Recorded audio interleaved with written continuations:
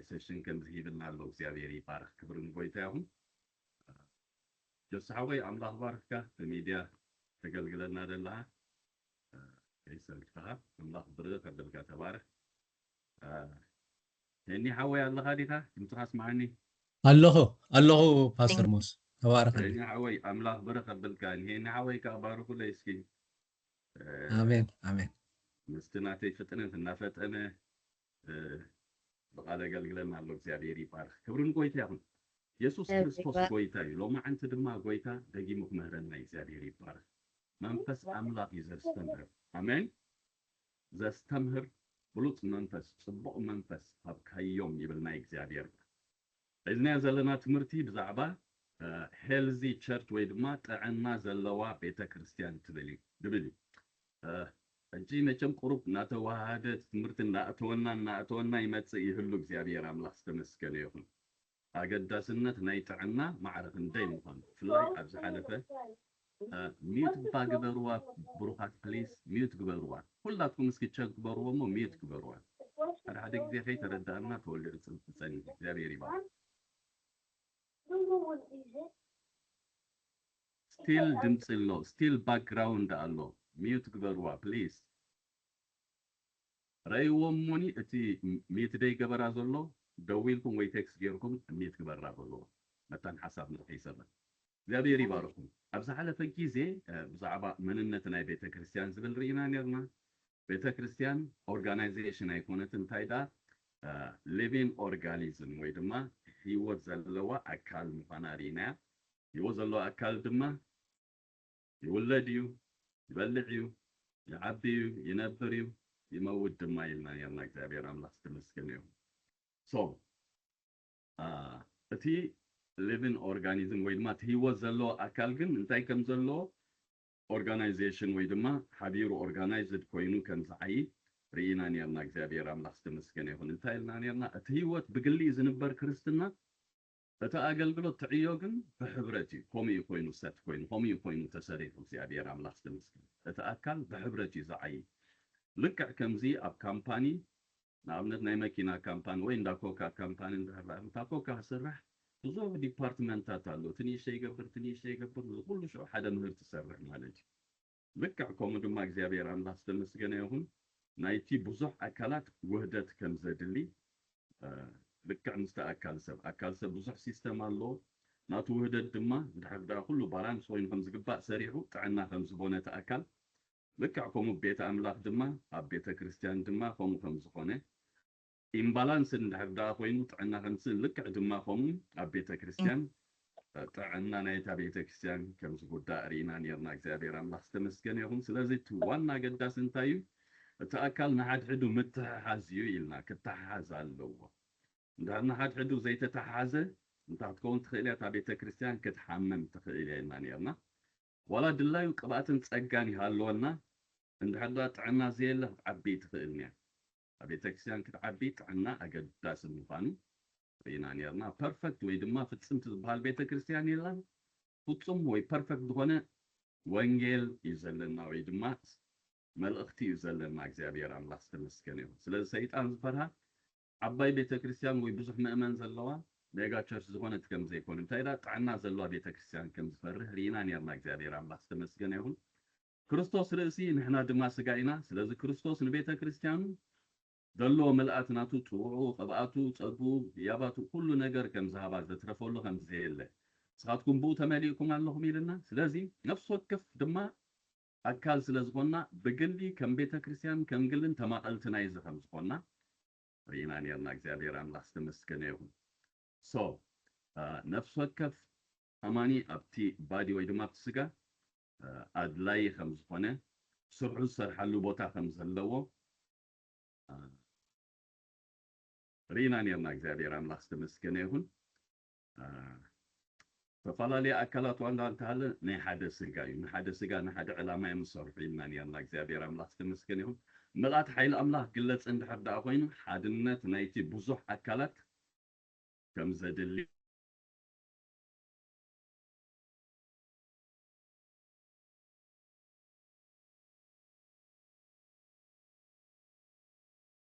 ሚዩት ኮይና አላ ፓስተር ሙስ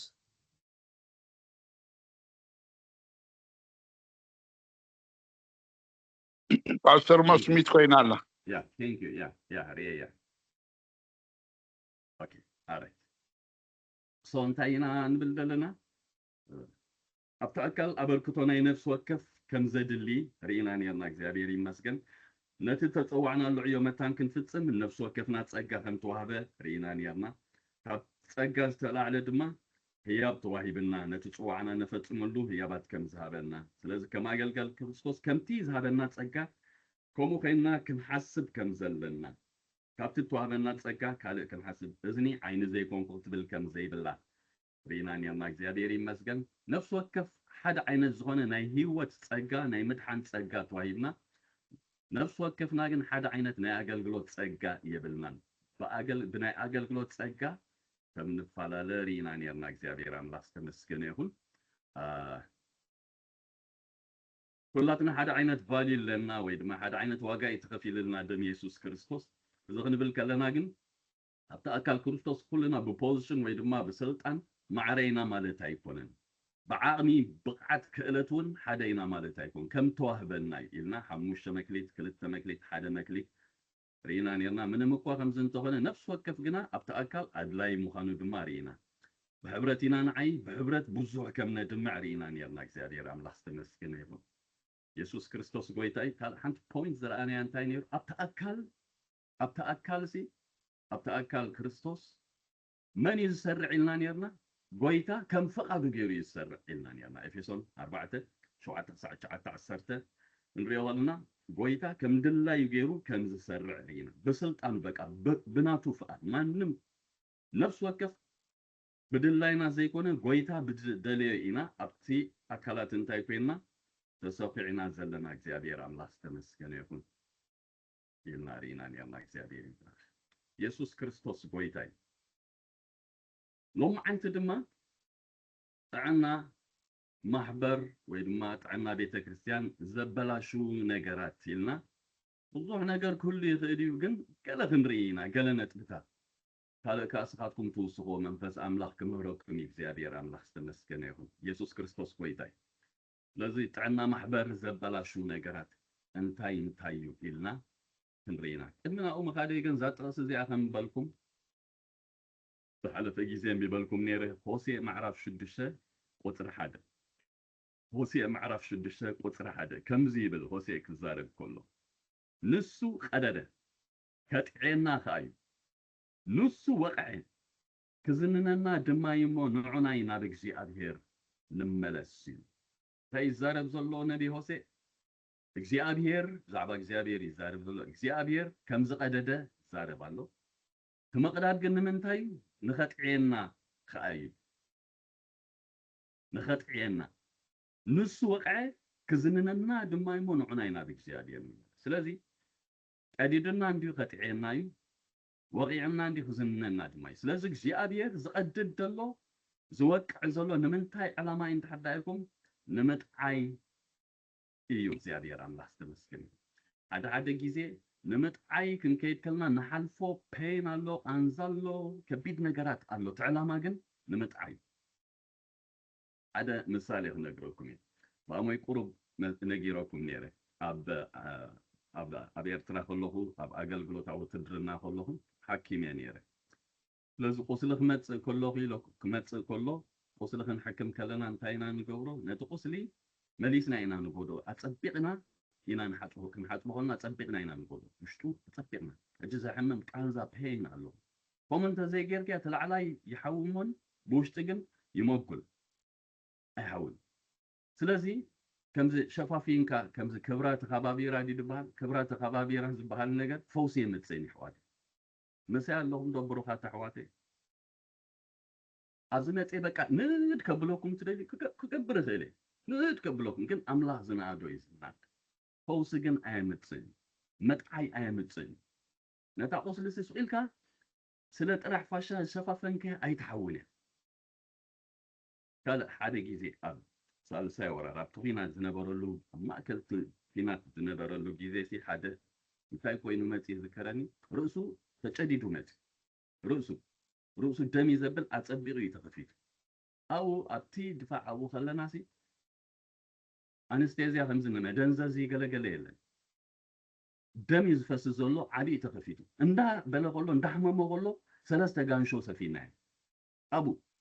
ብዘይ መደንዘዝ ብዘይ ገለ ሰለስተ ጋንሾ ሸፊና ፋሻ ገለገለ ጌርና ሰዲድናዮ ማለት ተሓቲ ኺናት ምስ ተወደአ ገለ ሰርቫይቭ ገይሩ ሓዊ ትዑ ተቐንዚዶ ተቐንዚ ኣሕሚሞ ግን ንምጥዓዩ ጥዒዱ ማ እግዚአብሔር ይመስገን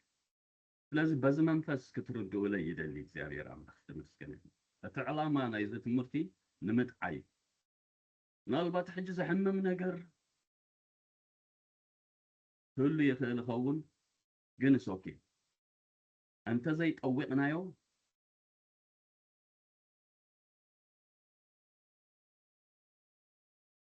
ጽቡቕ ጌርና እንድሕርዳ ዘይሓኪምናዮ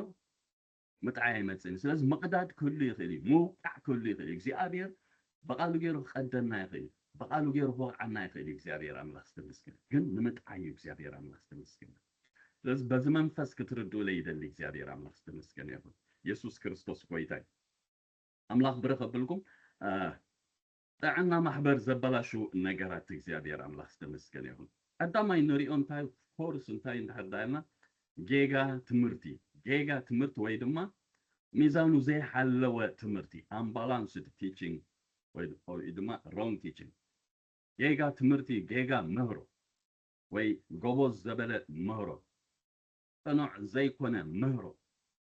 ወይ ድማ ሚዛኑ ዝስሓት ወይ ድማ ባላንስ ዘይኮነ ምህሮ ጣዕና ማሕበር ተባላሹ ካብ ዝኽእል ሓደ ቀንዲ ዋና እግዚአብሔር አምላክ ተመስገን ይሁን of course መጽሐፍ ቅዱስ ክነግረና ከሎ ጴጥሮስ ክዛረብ ከሎ እንታይ እግዚአብሔር ሕያዋይ ምዃኑ ጥዒንኩም ተኾንኩም ይልና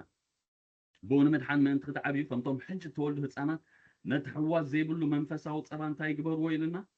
በሃግዎ ይልና እግዚአብሔር አምላክ ተመስገን ይሁን ቤተ ክርስቲያን ክትዓቢ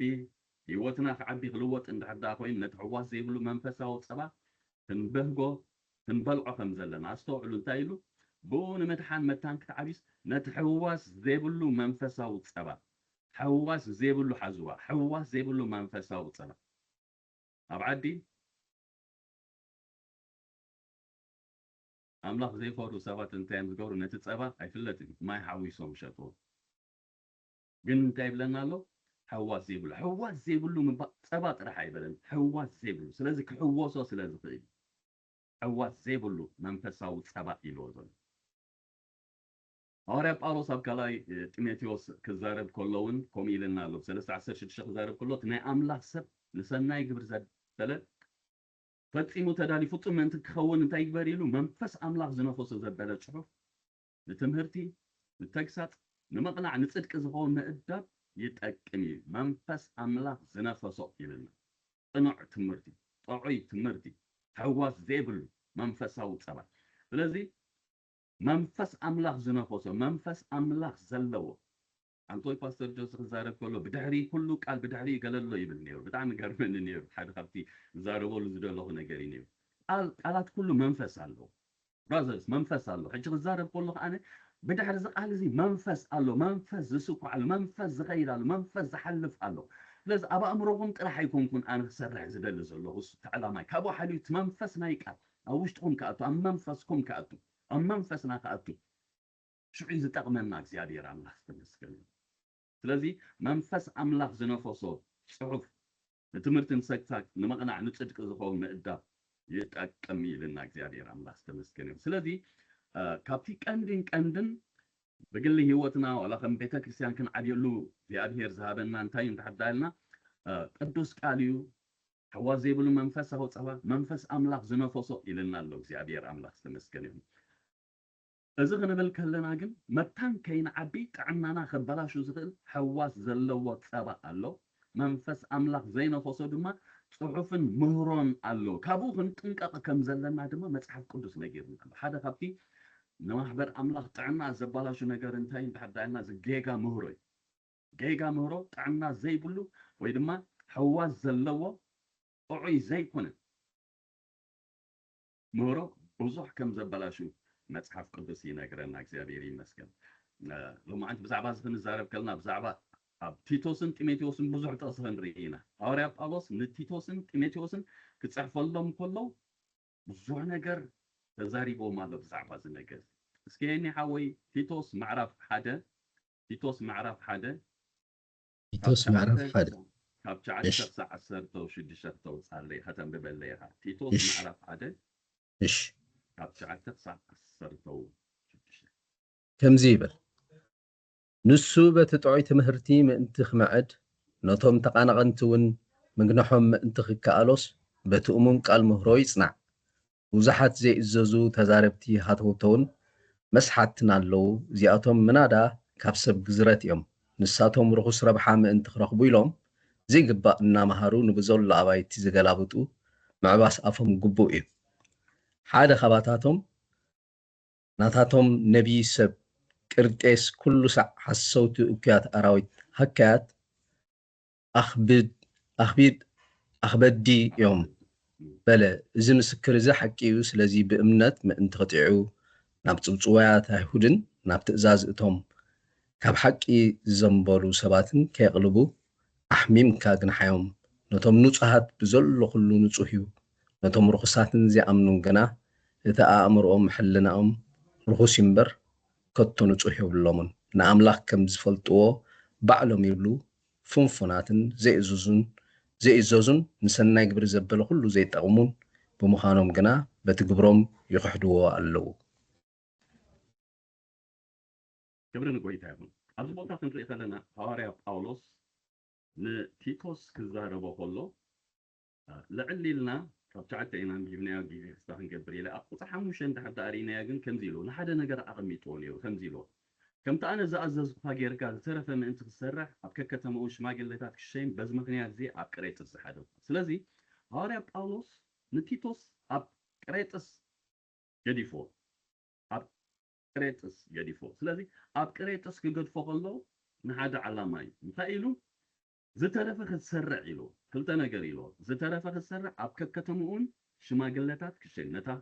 ነተን ማሕበራት ሼፕ ቅርፂ ቤተክርስትያን ቅርፂ ክትሕዝ ኣለዋ መዋቕር ክህልዋ ትኽእል ኣሎ ስኑ ባዕሉ ካልእ ዝኾነ ምህሮ እዩ ግዜ ስለዘይብልና እምበር ጥዕና ዘለዎ መዋቕር ክህልዋ ኣለዎ ሓደ ካብቲ እንታይ ዝበሃል ሼፕ ከተትሕዛ ቅርፂ ከተትሕዛ ሓደ ካብኡ እንታይ ክትገብር ሓደ ዝተረፈ ክትሰርዕ ኢሉ ኣሎ ግልፂ ገይሩ የበሎን ሓደ ግን ሽማግሌታት ክትሸይም ኢሉ ክትሸይም ዝሓለፈ ግዜ እንታይ ኢልና ቤተክርስትያን ሽማግሌታት ኢልዎ ዘሎ እዚ ንባዕሉ ርእሱ ዝኻለ ምህሮ ኣሎ ብዛዕባ እቶም መራሕቲ ዝዛረብ ዘሎ ክትሸይም ኢሉ ቤተክርስትያን ኣይኮነት እንታይ ዳ ጎይታ ከም ድላይ ገይሩ እንታይ ዝገብር ኣብቲ ኣካል ዘቐምጥ ኢልና ሕጂ ጎይታ ፀጋብ ሰብ ድማ እንታይ ቦቱ ኣብ ምንታይ እዩ ቦቱ እንታይ እዩ ኣገልግሎቱ በቲ ፀጉኡ እሱ እዩ ዝዛረብ እቲ ፀጉኡ ይዛረብ እዩ እቲ እግዚኣብሔር ዝሃቦ ነቲ ፅዋዕና ነፈፅመሉ ፀጋ ሂብና ኢልና ኣለና እግዚኣብሔር ይመስገን ንዑ ሪኮግናይዝ ጌራ ቤተክርስትያን እንታይ ትገብር ትሸይም ስለዚ ነዚ ክትሰርዕ ኢሉ ድሓር ብዛዕባ ክራይቴርያ ናይ ኤጲስቆጶስ ኩሉ ምዘርግሒ ሓደ ምዘርዘረብቲ መወዳእታ ክዝርዝር ከሎ እንታይ ኢሉ ሓደ ካብቲ ተዛሮ ርኩስ ረብሓ ዘይደሊ ሰብ ይኹን ኢሉ ድሓር ኣብ ቁፅሪ 9 እንታይ ኢሉ በቲ ጥዑይ ትምህርቲ ምእንቲ ክምዕድ ጥዑይ ትምህርቲ ይብላል ጥዑይ ትምህርቲ በቲ ጥዑይ ትምህርቲ ምእንቲ ክምዕድ ኢሉ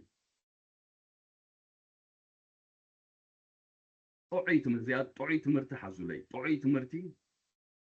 ሓዋስ ዘይብሉ ፀባ ኢሉ መንፈስ ኣምላኽ ዝነፈሶ ፅሑፍ ኢሉ ጴጥሮስን ጳውሎስን ከምኡ ኢሎም ኣብዚ ከዓ ንቲቶስ ክፅሕፈሉ ከሎ በቲ ጥዑይ ትምህርቲ ምእንቲ ክምዕድ ነቶም ተቐናቐንቱን ምግናኸም ምእንቲ ክከኣሎስ በቲ እሙን ቃል ምህሮ ይጽናዕ ጥዑይ ትምህርቲ ኢሎ እሙን ቃል ድማ ኢልዎ እግዚአብሔር ይመስገን ብኡ ይጽናዕ ኢሎ እቲ ጥዑይ ትምህርቲ ይሃልዎ ነቲ ጥዑይ ምህሮ ይዛረቦ ነቲ ጥዑይ ትምህርቲ ንዑ ይንገሮ ንዑ የገልግሎ ኢሉ እግዚአብሔር ኣምላኽ ዝተመስገነ እዩ ኢየሱስ ክርስቶስ ጎይታ እዩ እዚ ጥዑይ ትምህርቲ ዝብሎ ዘሎ እንታይ እዩ እንድሕር ዳኢልና እዚ ጥዑይ ትምህርቲ ዝብሎ ዘሎ ነቲ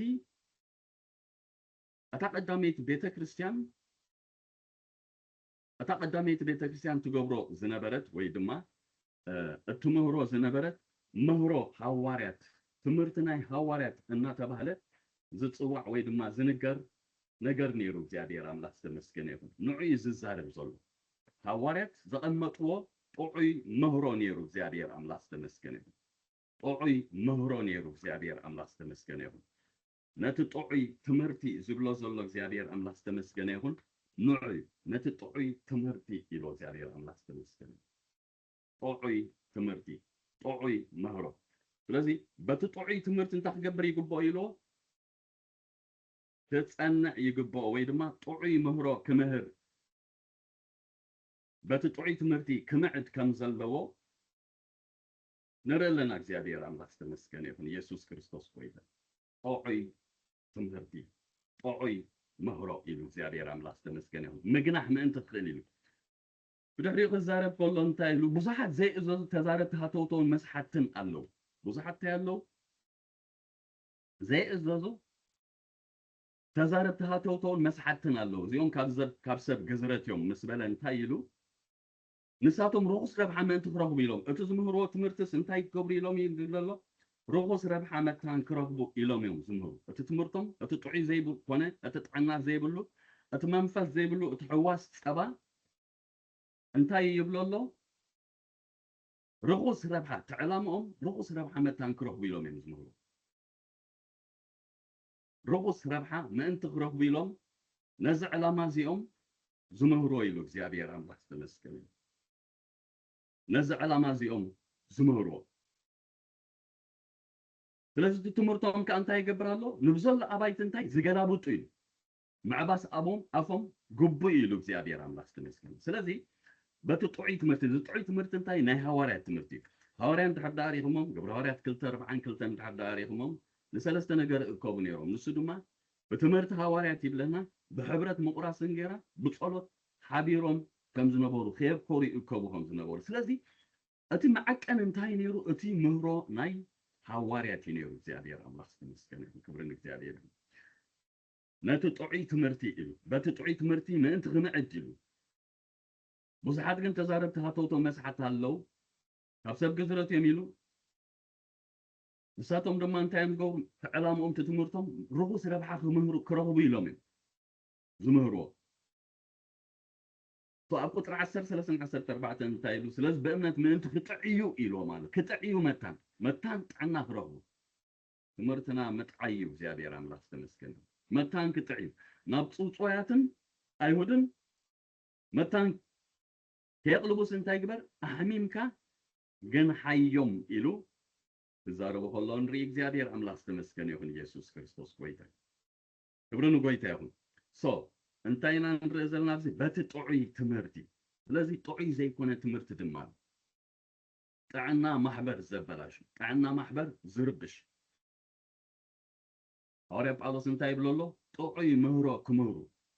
ነዚ ነገር እዚ ኣብ ቅሬጥስ ዝሓደኩ ነዚ ነገር ዝተረፈ መታን ክትሰርዕ ኢለ ነዚ ነገር እዚ ኣቂመካ ዘለኹ ይብሎ ኣሎ እግዚአብሔር አምላክ ተመስገነ ይሁን ስለዚ ጥዑይ ትምህርቲ ዝብሎ ዘሎ ምስ ትምህርቲ ሐዋርያት ዝቀደው ምስ ትምህርቲ ሐዋርያት ዝሰማማዕ ማለት እዩ እግዚአብሔር አምላክ ተመስገነ ይሁን ሕጂ ንሕና ሙሉእ መጽሓፍ ኣለና እግዚአብሔር አምላክ ተመስገነ ይሁን ክብርን ጎይታ ይሁን መስቃል አምላክ ዝሰማማዕ መስቃል አምላክ ዝሳነ ነገር እዩ ጥዕና ናይ ማሕበር ክህሉ ዝኽእል ስለዚ መስቃል አምላክ ዘይሰማማዕ ምህሮ ኩሉ ጥዕና ማሕበር ከበላሽ ይኽእል እስኪ ቀዳማይ ጢሞቴዎስ ምዕራፍ 1 ካብ 6-10 ተንብበለይ ታሄኒ ቀዳማይ ጢሞቴዎስ ምዕራፍ 1 ካብ 6-10 እሺ ከምዚ ይብል ገሊኦም ካብዚ ዘንቢሎም ናብ ዘረባ ሃተውተው ተመሊሶም ነቲ ዝብልዎ ወይስ ነቲ ዘረድእዎ ዘየስተውዕልዎ ክነሶምሲ መምህራን ሕጊ ክኾኑ እዮም ዝደልዩ ግናኸ ነቲ ሕጊ ብመንገዲ ሕጊ እንተገበርዎስ ሰናይ ምዃኑ ንፈልጥ ኢና ሕጊ ንመፍረስቲ ሕጊ እምበር ንጻድቕ ከም ዘይተሰርዐ ካብ ፈለጥናስ ንዘይእዙዛትን ኣምላኽ ንዘይፈርሁን ንሓጣንን ንርኹሳትን ንቐለልትን ንቐተልቲ ኣቦኦምን ንቐተልቲ ኣዲኦምን ንቐተልቲ ነፍሲ ንመናዝር ግብረ ሰዶም ንዝገብሩ ንሸየጥቲ ሰብ ንሓሰውቲ ብሓሶት ንዝመሕሉ ሓደ ካልእ እውን ምስቲ ጥዑይ ትምህርቲ ዝፃረር እንተሎ ንኣታቶም እዩ ምስቲ ጥዑይ ትምህርቲ ዝፃረር እንተሎ ናታቶም ምስቲ ጥዑይ ትምህርቲ ዝፃረር እንተሎ مستطعي تمرتي لازم مستطعي تمرتي زتصارب كالئ مهرو له مالتي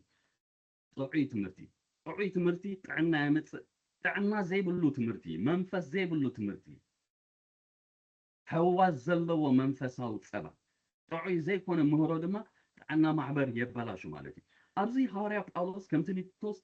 ተረፈ ሰር አቅሬጥስ ሓድገ ካለሁ ዝበሎ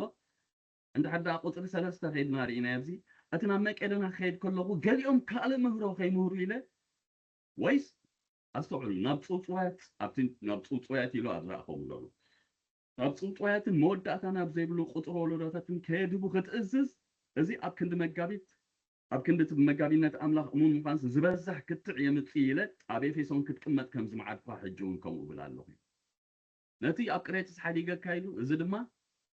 ኣብ ኤፌሶን ይሓድገካ ኣለኹ ኢሉ እግዚኣብሔር ይመስል እንታይ ኢሉ ገሊኦም ካልእ ምህሮ ከይምህሩ ወይ ድማ ናብ ፅውፅዋት መወዳእታ ናይ ዘይብሉ ቁፅሮ ወለዶታት ከየድቡ ነዚ ክትሕሉ ነቲ ጥዑይ ምህሮ ክትምህር ኣብ ኤፌሶን ሓዲገካ ኣለኹ ኢሉ ገሊኦም ካብዚ ዘንቢሎም ካብቲ ጥዑይ ምህሮ ዘንቢሎም ካብቲ ጥዑይ ምህሮ ክዘብሉ ከለዉ እንታይ ኢሎም ዘረባ ናብ ዘረባ ሃተውተው ተመሊሶም ነቲ ዝብሎ ወይ ነቲ ዘረድዎ ዘስተውዕሎ ክነሶም መምህራን ሕጊ ክኾኑ እዮም ሕጊ እዮም ዝምህሩ በቃ ካብቲ ጥዑይ ምህሮ ወፂኦም ብሕጊ ኢኹም ትፀድቁ ሕጊ ከምዚ ክትገብሩለኩም ከምዚ ክትውስኹለኩም እናበለ ስለዚ ሕጊ ኢሉ ንመን ከም ተፃሕፈ ነጊሮ ኩሉ ዘርዚሮ ማለት እዩ እግዚኣብሔር ኣምላኽ ዝተመስገነ ይሁን ክብርን ጎይታ ይሁን ስለዚ ጥዕና ዘለዎ ምህሮ ግን ነታ ቤት ኣምላኽ ከም ዘጥያ ስለዚ ካልእ ምህሮ ከይምህሩ ክትእዝዝ ክትሕሉ ነዚ ነገር እዚ እንታይ ዝገብረካ ዘለኹ ዘቑመካ ኢሉ ኢልዎ እግዚኣብሔር ኣምላኽ ዝተመስገነ ክብርን ጎይታ ይሁን እስኪ ቀዳማይ ጢሞቴዎስ ምዕራፍ 6 ካብ 3 ክሳብ 10 ድማ ተንበለ ኢኻ ቀዳማይ ጢሞቴዎስ ምዕራፍ 6 ካብ 3 እስካዕ ክንደይ 10 እሺ ከምዚ ይብል ሓደ እኳ ካልእ ምህሮ እንተምሃረ በቲ ጥዑይ ቃል ጎይታና ኢየሱስ ክርስቶስ በቲ ኣምልኾ ዘለዎ ምህሮ እንተዘይተኣዘዘ ንሱ እንተዘይተተሓሓዘ ንሱ ብክትዕን ብዘብእስ ዘረባ ሓሚሙ እምበር ሓንቲ እኳ ዘይፈልጥ ንፉሕ እዩ ካብዚኡ ቅንኢ ባእሲ ፀርፊ ሕሱም ጥርጥር ናይቶም ሓሳቦም ዝጠፍአን ሓቂ ዝሰኣኑን ሰባት ብርቱዕ ፅልኢ ዝመፅእ ካብ ከምዚኣቶም ዝመሰሉ ረሓብ እዚኣቶም ኣምልኾስ መጋባብሮ ረብሓ ከም ዝኾነ እዩ ዝመስሎም ግናኸ ኣምልኾ ምስ ይኣኽለኒ ምባል ዓብዪ ረብሓ እዩ ማለት ናብ ዓለም ሓንቲ እኳ ኣይምፃእናን እሞ ሓንቲ ክንወስድ ኣይከኣለናን እዩ ቀለብናን ክዳንናን እንተሎናስ ንሱ ይኣኽለና እቶም ክህብትሙ ዝደልዩ ግና ኣብ ፈተናን መፈንጠራን ኣብ ብዙሕ ንሰብ ናብ ምብራስን ጥፍኣትን ዘስጥሞ ናይ ዕሽነት ጉድኣትን ትምኒትን እዮም ዝወድቁ እቲ ፍቕሪ ገንዘብሲ ሱር ኩሉ ክፍኣት እዩ እሞ ገሊኦም ንኡ እናተማጣጠሩ ካብ እምነት ዘንበሉ ናብ ርእሶም እውን ብዙሕ ስቃይ ኣምፅኡ ኣሜን ጎይታ ባርክካ ሄኒ ሓወይ እንታይ እዩ ዝብል ዘሎ ሓደ እኳ ካልእ ምህሮ እንተምሃረ እዩ በቲ ጥዑይ ቃል ጎይታና ኢየሱስ ክርስቶስ ኣስተውዕሉ እዚኣ ከዓ ዝዋ ጥዑይ ቃል ጎይታና ኢየሱስ ጥዑይ ምህሮ ብኡ በቲ ኣምልኾ ዘለዎ ምህሮ እንተዘይተታሕዘ በቲ ጥዑይ ቃል ሓሊፉሲ እንተዘይፀንዐ ብኡ እንተዘይተታሕዘ ምስኡስ እንተዘይተዋሃደ ምስኡስ እንተዘይሰመረ እዩ ዝብል ዘሎ ካልኣይ ጢሞቴዎስ ምዕራፍ 2:14-19 ተንበለ ኢኻ እሙን እንታይ እዩ ዝብል ዘሎ አንቶ እንታይና ካብዚ ትምህርቲ እዚ እንታይ መጽእ ኢሎ ካብዚ ትምህርቲ እዚ እንታይ መጽእ እቲ ትምህርቲ ካብ ትምህርቲ ቅኔ መጽእ ባእሲ መጽእ ፀርፊ መጽእ ትፍሪዩ እዩ አንቶ እንታይና ብዙ ብድሕርቲ ዝኾነ ይኹን ትምህርቲ እንታይ ኣሎ መንፈስ ኣሎ ዝድርኸካ ናብኡ ዝወስደካ ከምኡ ዝገብረካ ከምኡ ክትገብር ዝገብረካ ማለት እዩ ስለዚ ካብቲ ምህሮ ከዓ እቲ ዕላማኦም እንታይ ፍቅሪ ገንዘብ ኣለዎም እሱ እቲ ዕላማ ገንዘብ ከመይ ገይሮም ሜክ ክገብሩ ከመይ ገይሮም ህብትሙ እሱ ንዑ ዝኸውን ምስቲ እዚ እቲ ዕላማኦም ንዑ ዝኸውን ምህሮ እዮም ኣቢሎም ምስቲ ቃል ምስ ጥዑይ ትምህርትን ኣምልኾ ዘሎ ምህሮም ተዘይተታሕዘ እዩ ንሱ ብክዕትዕን ብዘርእስ ዘረባን ሓሚሚ እምበር ሓንቲ እኳ ዘይፈልጥ ንፉዕ እዩ ካብዚ ትምህርቲ እዚ እንታይ ይብል ኣሎ ቅኔ መጽእ ባእሲ መጽእ ፀርፊ መጽእ ሕሱም ጥርጥር መጽእ ሓሳቦም ጠፈ ሓቂ ዝሰኣኑ ሰባት ብርቱዕ ፅልእ ዝመጽእ ካብ ከምዚኣቶም ርሓቕ ኢልዎ ስለዚ እዚ مست طعوي تمرت زي سامع جيجا زغونه مهرو أبت محبر انتي يمتصل لنا لو كان يباسي تصرفي حسم طرطر نايتهم حسابهم تصرف ازي يمتصل عنا محبر يبلاش عنا محبر يبتصبط نبزل أبايت زقلابط يلو بقى زبط زربش مالتي عنا محبر زبلاش اسكي كلاي تيميتيوس كلتا 10 كعتم بلايمو إيش اتنتايز بالهم كن رأينا زوم صلات الزيو همزيبل نتوم زسمعو زسحتهم ربحا بزي بلو قال كيب بأسو أبقل مجزابهر نامسكركا زي أذكرهم نرأسغات قال حكي بغن عنا زماغل زحفر زي بلو فتون عاييركا نأملاخ كتريو تعار نتفر زي بلو روخ الزرباقنا أقلسولو نابريس إنت ناقرو دي يخود يوم أمو تتزربو كمان شرو إنا لحمز بالعيو هيمنووسن فيليتوسن كباتاتوم يوم نساتهم تنسايق المحجي كوينو النابلو كاب حق زنبيلهم امنت حيالو سبات يقلابطو ألو تصنع مسارة أملاخ جنا قويمو الله زماحة مزون ألو إجزابهر نتوم ناتو زبولو يفلطميو سم إجزابهر زسمي زبولو كل خا كاب عمتسا يرحق انتايلو طرع سرشن نتفر زي بلو روغ الزربان تاك برولو عاقل سوليو نابرسي إنت ناقل دي فولي أتزربهم أتمهر أمسي انتايلو كم منشرو كانسر مالتي زلا بعيبك كم منشرو زلا بعيبك هيمن وصل فلت اسم كباتاتهم فلت تمهرهم انت يم دبلو تنساق المحج خويني اما بقول كاب حق زنبيلهم امنت حالو سبات دما انت يقبرلو يغلابطلو بقى انا بزحات امنت يغلابطولو فتمهرو ريقم بدعري زلو منفس ري كم منشرو يزلا بعيلو امنت بزحات سبات يغلابطالو كابو قني باسي تصرفي اسم تشخشخ تعنا محبر بقى زغلابط مهري ስለዚህ ካብዚ ተጠንቀቕ ነዚ ነገር ዝረአዮ ኢሉ ሐዋርያ ጳውሎስ ክምዕዶ ከሎ ንርኢ እግዚአብሔር አምላክ ዝተመስገነ ይሁን ክብር ንጎይታ ይሁን ካልኣይ ጢሞቴዎስ 1:13 ከዓ ተንበልና ይሃይኖ እሺ ካልኣይ ጢሞቴዎስ 1:13 ከምዚ ይብል ነቲ ኸባይ ዝሰማዕካዮ ጥዑይ ቃል ከዓ በታ ኣብ ክርስቶስ ኢየሱስ ዘሎ እምነትን ፍቅርን ንምሳሌ ሓዞ በቃ እንታይ ኣሎ ነቲ ኸባይ ዝሰማዕካዮ እንታይ ጥዑይ ቃል እዩ ጥዑይ ቃል ጥዕና ዘለዎ ቃል ጥዕና ዝህብ ቃል ንማሕበር ኣምላኽ ጥዕና ዝህብ ጥዕና ዘለዎ ጥዑይ ቃል ጥዑይ ቃል ንዑ እንታይ ግበሮ ኢሉ ንዑ ንምሳሌ حزوي نعو مهرو نعو تزاربو نعو سبكو كبلا خلو نري እግዚአብሔር አምላክ ተመስገን ይሁን ክብሩ ንጎይታ طوعي قال عند حد ازيله نسيو ማህበር አምላክ تعنا ዘባላሽ እግዚአብሔር አምላክ ተመስገን ይሁን እስኪ ካልኣይ ጢሞቴዎስ 4:3 ድማ ከተንብበለ እግዚአብሔር ይመስገን ሐዋርያ ጳውሎስ ኣብቲ ናይ መወዳእታ ዘመን አገልግሎት ቅድሚ ምስንባቱ كمعدو كله كم زيلو እግዚአብሔር አምላክ ተመስገን ይሁን ካልኣይ ጢሞቴዎስ ምዕራፍ 4 ካብ 1-4 እሺ ኣዛኖም ኣሳሒቦም ደኣ ብትምኒት ርእሶም መምህራን ክእክቡ እምበር ነቲ ጥዑይ ትምህርቲ ዘዕገስሉ ዘመን ክመጽእ እዩ ሽዑ ኣእዛኖም ካብ ሓቂ ክመልሱ ናብ ጽውጽዋያትን ክምለሱ እዮም እሞ ብኩሉ ዓቕልን ብምህሮን እቲ ቃል ክትሰብኽ بجزئن بزي جزئن كتسمع كتجنح كتقصع كتمعد أبكلم أملاخن أبكلمتي نهياون موتانن كفرد زلو كريستوس يسوسن بتمغلاص منغستون أما حصنكا الله ويدا بارك دايلو أذانو مسحيوم لا بتمنيت رسم ممهران كأكو أمبر نتطعي تمرتي أصور الجا نتطعي تمرتي تبلكالان نتطعي تمرتي سي زي عقصلو زمان كمتسي نتطعي تمرتي سي كمهارو زي دلي تايدا اكسايت زغبر بقى دزبل اذانهم اسع نزان كازساي دزبل بقى حقيقتنا جبر كاساجوها صبق الله خبل كلتا سلسته نست እንዳተካሲ ምንም ጸገም የለን አምላክ መሐሪ ይሁን ወድን ወድ ጓን ከተማ ራስ ምንም ጸገም የለን አምላክ ፍቅሪ እናበልካ በቃ ደዘብል በቃ ነዛሙም ዘሳዕ ንሱቅ ትነግሮም ዝደሊ ነቲ ጥዑይ ትምህርቲ ዘይዕገስሉ ዘመን ክመጽእ እዩ ጥዑይ ትምህርቲ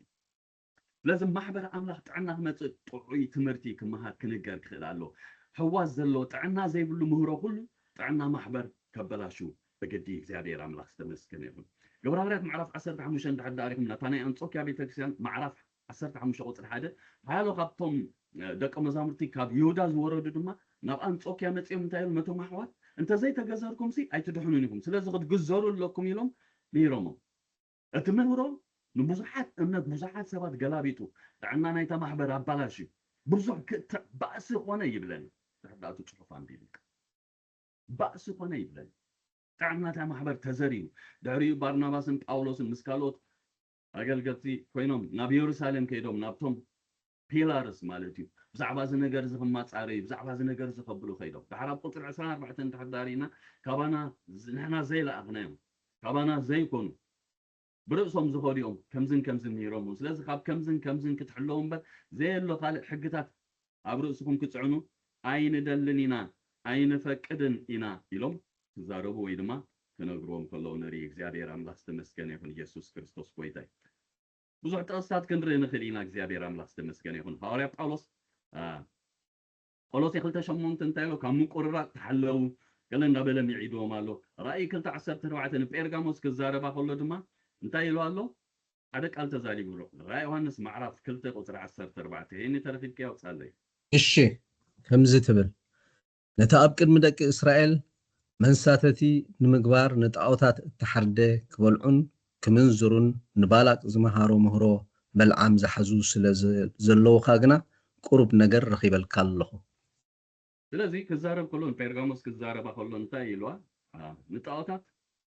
إسرائيل مودا منساسة مخنيات زخونة نتعوتات تحدى كبالعون زمنزرو نبالات زمهارو محرو بلعام زحزو سلزلوها إذا قرب رخيب الكالله تعنا خابزي تنبق إلن فتمخنيات دما تعنا زي بلو مهرو أتيكالو لذا خابزي نقرزي تحلو يبلو الله زيادير أملاك استمسكن يكون يسوس كريستوس كويتاي انتاي خبل دلهم أولس العلقول زبلو تيميتيوس تايلو نرأس خان نتمرتخان تتنقق يلو العلق كله أقل قالوا تنققول زولو قدما يرأسو كلايكا مهرو تتمرتي زفطرو نقرالو وي تعنا ينص وي دما تعنا محبري يبالاش كوميلو قدما تيميتيوس معرف 14 6 تحداني نرسخان نتمرتخان تتنقق بز نقر زي دما تسنا إذا انت قبركان رأس خان نتوم سمعخان كتدحن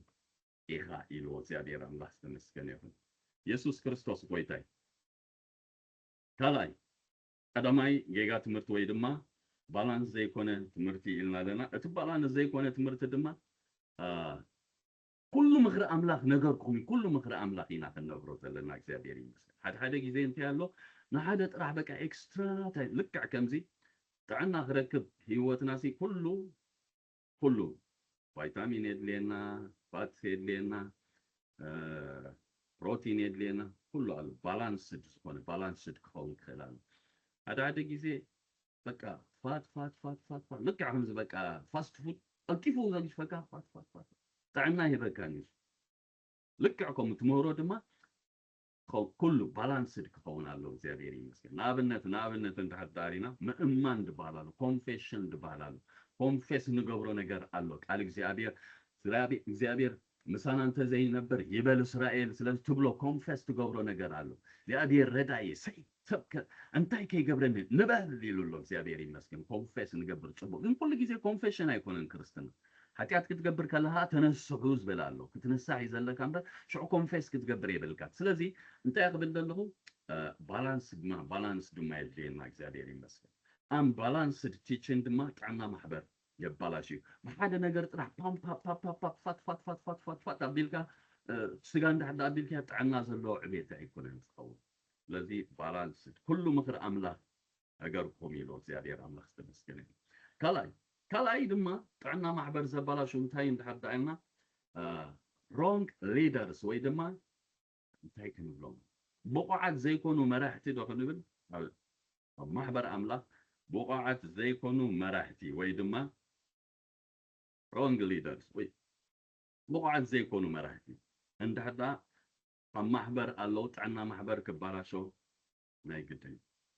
متم زعبات عنا محبر انت زارينا بزعبة مرحنة كي تزاربنا سوكن بلاين خلينا ናይ ዝኾነ ይኹን ካምፓኒ ዕብየት ፅባቐ ገለገለ leadership is the most important ነገር እግዚአብሔር አምላክ ተመስገን ይሁን ሶ እንታይ ዝብል ዘለኹም wrong ዝኾኑ leaders እንድሕዳ ተቐሚጦም ኣብ ማሕበር ጥዕና ክባላሾ ናይ ግድን ብዙሕ ግዜ ኣብ ማሕበር ጥዕና ክባላሾ እንታይ ዝበሃል ነው ንሕናቶም leaders ኢና ናይ ቤተክርስትያን leaders ክኾኑ ይኽእሉ ናይ ነፍሲ ወከፍ ሚሊተሪ leaders ክንከውን ይኽእሉ ምክንያቱ እቲ ዘይቲ ካብ ርእሲ ኣሮን ይዝብል ናብ ጭሕሙ ናብ ዘፈር ርእሱ ይብል ስለዚ ዓቢ ኣገዳስነት ኣለዎ እግዚአብሔር አምላክ ተመስገን ይሁን ክብሪ ንጎይታ ይሁን ስለዚ እቶም መራሕቲ ግዲ ናይ ሞጓሲኦም ዘይብሎም እንድሕዳ ኮይኑ ንህዝቢ ኣምላክ ናበይ ከም ዝወስድዎ ዘይፈልጡ እንድሕዳ ኮይኑ ወይ ድማ ናይ መሪሕነት ቦታ ነቲ ናይ መሪሕነት ቦታ ዘይበቅዑ ንዕኡ ዝኸውን ፀጋ ዘይብሎም እንድሕዳ ኮይኖም እታ ማሕበር ኣምላክ ክትከውን ትኽእል እያ ጥዕና ክባላሾ ይኽእል ዘይዕውቲ ማሕበር መብዛሕትኡ ግዜ ዝብል ዘለኹ ዘይመዓወቲኣ ምክንያት እንታይ ብቕዓት መሪሕነት እዩ መሪሕነት leadership is very important እግዚአብሔር ይመስገን ሓደ ካብቲ ናይ መራሕቲ እንታይ ዝበሃሎም እንታይ ኢሎ ጎይታ ንጴጥሮስ ክዛረቦ ከሎ እንታይ መብላዕ ምጉሳይ መሕላው ጳውሎስ ንጢሞቴዎስን ቲቶስን ክሕልው ከም ዘለዎም እሱ እዩ ዝብሎም እሱ እዩ ዝነግሮም ስለዚ ኣብቲ መሪሕነት ከነምፅእ ከለና መሪሕነት እቲ ናይ መሪሕነት ፀጋ ዘለዎም ብሻርነት ክኸውን የብሉን ብግበረለይ ክኸውን የብሉን መቸም ከምዚ እንገብሮ ማለት እዩ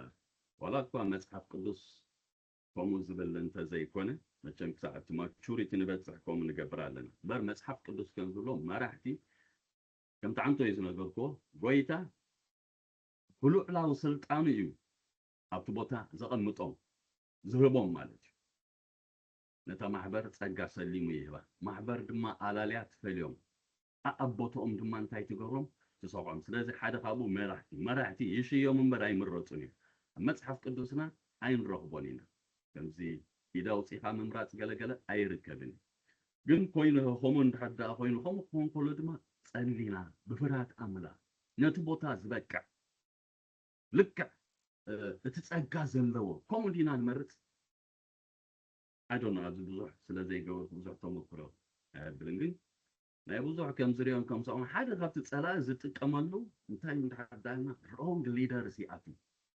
ረይዎ ማሕበራት ሕጂ ሪሰንትሊ ሽሙ ሜንሽን ክገብር አይደለም ዓብይ ቸርች ናይ ኤርትራውያን ዘሕፍር ነገር አጋጢሙ ብዙሕ በቃ መገለባት ኮይኑ ብዙሕ ባእሲ ኮይኑ ፖሊስ መጡ ፖሊስ ብዙሕ ነገር ምክፋል እንከል እቲ ኬዝ እንታይ ሊደር ናይ ሊደርሽፕ ፀገም ኣብቲ ሊደርሽፕ ጥዕና ስለተሳነ ጥዕና ናይቲ ማሕበር ኩሉ ተዘሪብ ብትንትን ኢሉ ቤተክርስትያን ከመይ ዝበለ ዝነበረ ዘሕፍር ነገር ኮይኑ ማለት እዩ ሶ መን ይዝኣቱ መን ኢና እንታይ ዝበሃል ነገር ግደ ናይ ነፍሲ ወከፍና ማለት ናይ ነፍሲ ወከፍና ልክዕ ዝሓለፈ ጊዜ ፓስተር ጆሲ መረና ነይሩ ባቢሎናዊ ነገር መጽሐፍ ቅዱስ ቴዎክራሲ ዘለበር ዲሞክራሲ የለን እዚ ምዕራብ ዓለም ዲሞክራሲ ስለዘለና ኣብቲ ቤተ ክርስቲያን ድማ ዲሞክራሲ ንገብር እንታይ ኢድና ውጭ ዘይበልናሉ ኢድና ስታይ ዘይገበርናሉ ቤተ ክርስቲያን ኮይኑ መራሒና ኮይኑ ወይ አገልጋልና ኮይኑ አይስማዓና ይደሊ ሞቀ ኦኬ ዓራይ ዋላውን ኮሙ ኮይሁን ማቹር ነቲ ነገር ዝፈልጡ ብፁሓት እዚ ነገር ገለገለና እኮ እንታይ እቲ ኳሊፊኬሽን ከመይ እኮ ወላ ሓንቲ ንፈልጦ ስታይ እኮ የለ እንታይ እቲ ኳሊፊኬሽን እንታይ ነቲ መሪሕነት ብቑዕ ዝኸው የለን ገለገለና እኮ ሜንተናንስ ኢና ንመርፅ ሶሪ ቱ ሴይ ዳት ዓዋዲ ነጠፍ ክብል እንድሕር ዳሪናዮ ገለ ክሰርሕ ገለ እንድሕር ሽማግለ ክገብሩ እዚ ክመርፀ ኦኬ ኣብዴ ቦቱ ኢላ እትዘው ሜንተናንስ ኦኬ ዲያቆን ገለገለ ድማ ዛርብ ዝርብ ገለ መሪሕነት በዛረባ ይኮነን ክእለት ስኪልስ ፀጋይ መራሕቲ ሃበ ይዝብል ኩሉ ናይ ኩሉ ይኮነን ኩሉ መራሒ ክኾን ኣይክእልን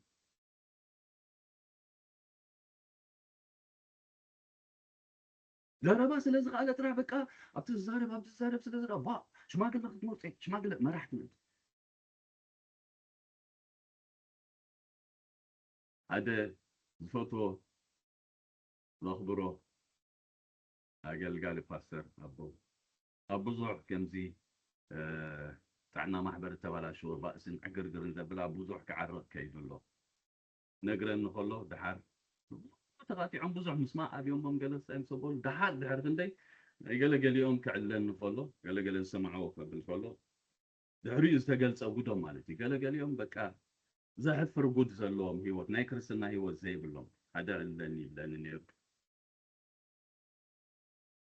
بدحري انتي تتعيزو مس تحت عدم أوالد تايز بهالقبر بوليس اف اي قال حيسمو كابتن بقى تطعما محبر ابتيش ما قال له وينو بقى بزح تنقر اب عرق خيمص قال زعقرقر زنبر لازم ماني نعطي مريحنات ما مصوزنا ماني leadership is very very very very important أعنا زلوهم هذا بقعة صواع زلوهم ويدما سأجا زلوهم نت leadership زبقوا ما تقول له leadership is the most important دينه بيتا كريستيان مريحنة مالت انتين حتى عنا لك direction نايتيا معبر مال تابيتا كريستيان نابي تخيسي نهبول لنا مالتي خلاص زرر لك ماكينة ريحهم اللهم بيتا كريستيان كماكينة مثلا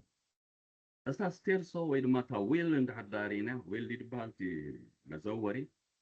دلايو حدش ما غير دلايو بينت جبرة دلاي كحدش موترة حدش حيال موترة جبرة لا زيتي تقدمه يزغونه زيت جبرة لا ندادي قدامه وقت رانا بلين جبرة لا كل بلد نبي تخيل توسنجن فتنة وسيخة قال leaders are the most important متم حنت ماكينة ويدما حنت باس فبس مرة نبات ساعة كيرسي ممرح ماكينة زي فلت كألت زي بلو مرحاني الكاي تبونيها نبي كوستك ስለዚህ እንታይ ዝብል ስለ መራሕትና ንኣምላኽ የመስግኑ ኣምላኽ ባርኮም ቀሊል ነገር ኣይኮነን ሊደርሽፕ ብዙሕ ነገር ዋጋ ከፍሉ ብዙሕ እንታይ ዝበሃል ይገብሩ ነዚ ናህና ጥራሕ እንዳረኣኹ ይኮንኩን ኣብ ካልእ ዘሎ ኦኬ ንሕና ምንም ፀገም የብልና ንሕና ዳ ፅቡቕ እንዲና ደልና ኦኬ እንታይ ቅብል ኣብ ካልእ ጭሕሚ ብፃይካ ክላፀ ከሎስ ጭሕምኻ እንታይ ግበር እዩ ዝብል ማይ ጠልቂ ዲ ዓፍራ ግበር